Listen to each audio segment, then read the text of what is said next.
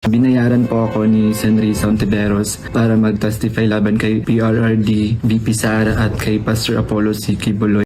Ako po yung witness na nakatakip yung muka, pero ngayon hindi na sapagkat sasabi na ako ng totoo. Sa Glory Mountain po, pag dumadating po si Kibuloy, sakay ng chopper, may dala po siyang mga malalaking bag. Laman po ay mga iba't ibang uri ng baril. Minsan po pumupunta din po doon si former President Rodrigo Duterte at former Mayor, Davao Mayor Sara Duterte. At pag umaalis na po sila doon, dala na po nila yung mga bag. Lahat ng sinabi ko at kasama ko doon ay ginawa lamang ni Senrisa upang papagsakin si Pastor at ang buong kingdom at kunin ang kanilang mga ari-arian. Ngayon po ay hinahanap at tinatakot ako ni Senrisa.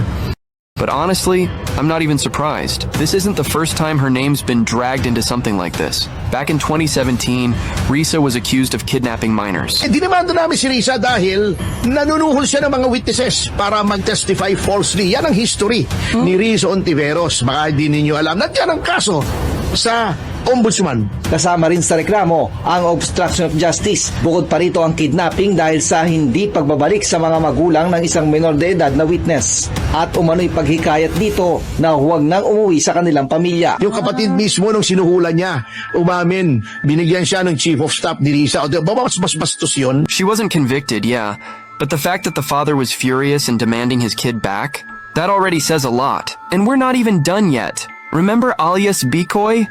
The guy who accused the Duterte family of drug links in 2019. He surrendered to the police and admitted that the people behind it were Sonny Trillanes, Risa Hontiveros, and members of the Liberal Party. Sabi niya, sa halagang 500,000, ginamit umano siya ng Liberal Party para siraan ang administrasyon sa nagdaang halalan. Partikular niyang ginuso sina Senador Antonio Trillanes, Risa Ontiveros. Dahil kapag napabagsak si Presidente Duterte, ang uupo, the Vice President of the Republic of the Philippines, Leni Robredo, a certain congressman or senator to be the Vice President, and Sonny will be the line to become the Vice President. I don't know about you, but as a Gen Z, I'll never fall for yellow lies, whether it's wrapped in pink or polished with fake hope. Sorry, Pinks, but changing colors won't bleach your past.